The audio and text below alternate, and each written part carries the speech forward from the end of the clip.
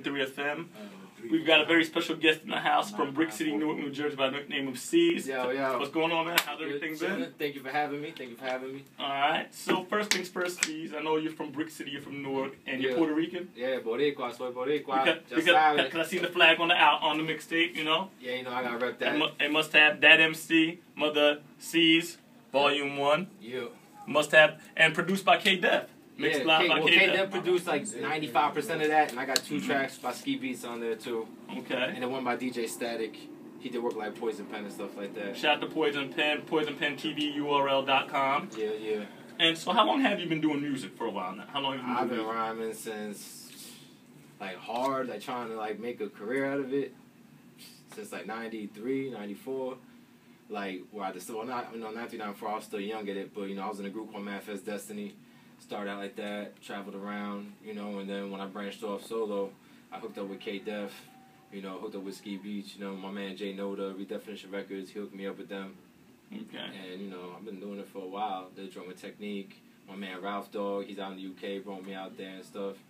He's doing things. So you have your passport, I'm assuming? Yeah, definitely have my passport. I've been all I tell a lot of these people on the independent artists who say, I know I can get money overseas, they keep saying, but do you have a passport? No, and you can't go anywhere. So that ends the discussion. And you do get mad money.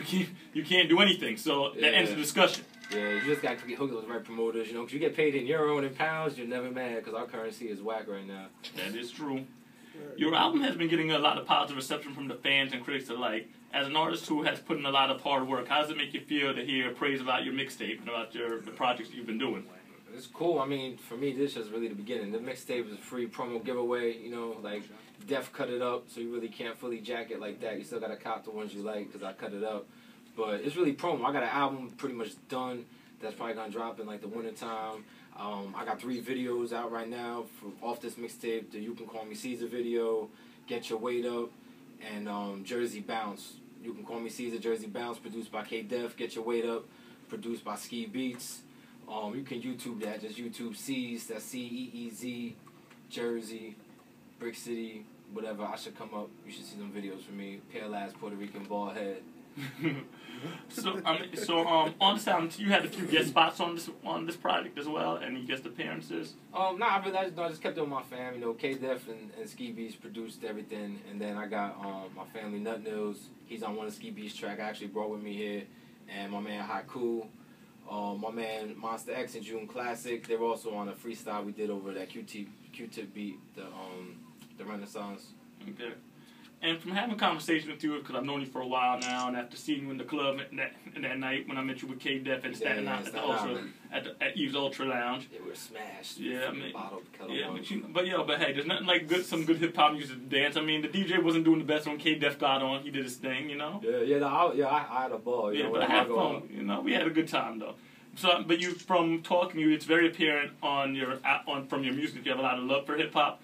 And why do you think it's vital for many MCs and people who say they love hip hop that they should? A lot of times they just praise, they say I rap, but do you love what you do? They're like, I don't know.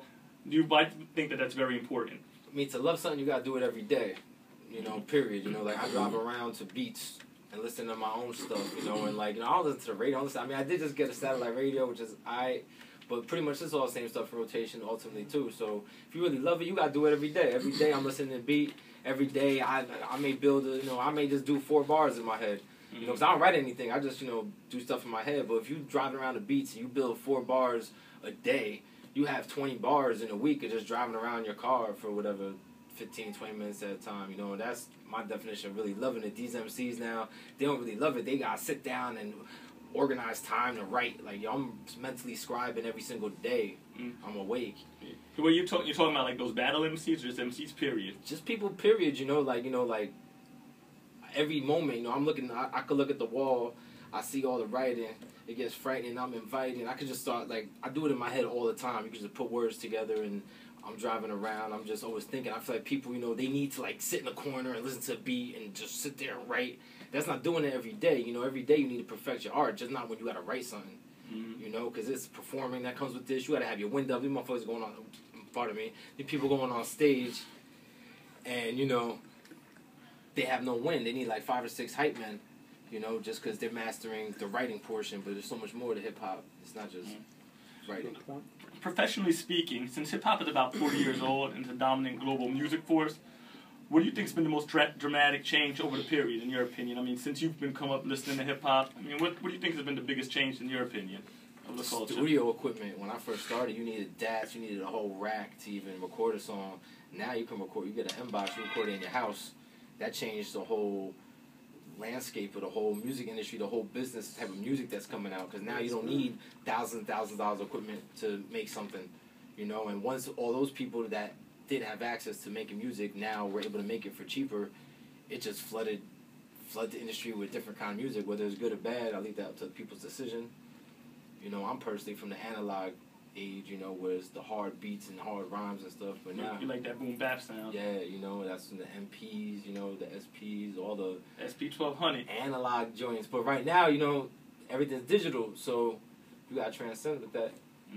You know, these kids don't know the analog. And it's very good how you brought up all the old sounds like the SP1200, the TD808 back in the day. That was like the first, That was like the first drum machine, but Paul C made the SP1200 essential. He influenced Large Professor. Really? Okay, dropping hip hop knowledge. There you go, Professor. Y'all listen to that. No. So, do you have any plans for any of your future projects coming out? Because I know you said this was just the promo to the album coming out. Yeah. So on the album, when that comes, like in that production from K-Def. Yeah, they're pretty much same thing. You know, me and K-Def, you know, we're cool, we're boys. You know, I'm blessed to have a legend, you know, schooling me and producing for me. You know, a lot of, you know, my whole style changed once I met him, just because he point things out from a whole different perception than your boys or people that are fans of your music gonna tell you. So yeah, it's, you know, same thing. Gonna be called Ceez the World. Okay. And you know, I don't know how many tracks exactly. I got like 25, so I figure I'll narrow it down to 15. Seems to be a decent length nowadays. Alright. So, you ever thought about getting into the battle scene? Because that's very popular now. I used to battle, you know, like, I don't know if y'all remember EOW, like, end of the week, you know what I'm saying? Like, when I first came up, that was, like, all that going to the Pyramid and SOBs, and we used to have, there was mad battles in Brick City downtown. We, like, in Robin Tree Hotel and stuff like that. Like, by now, I'm like, I feel like if I go somewhere and I gotta bring a gun with me, I probably should just not even be there.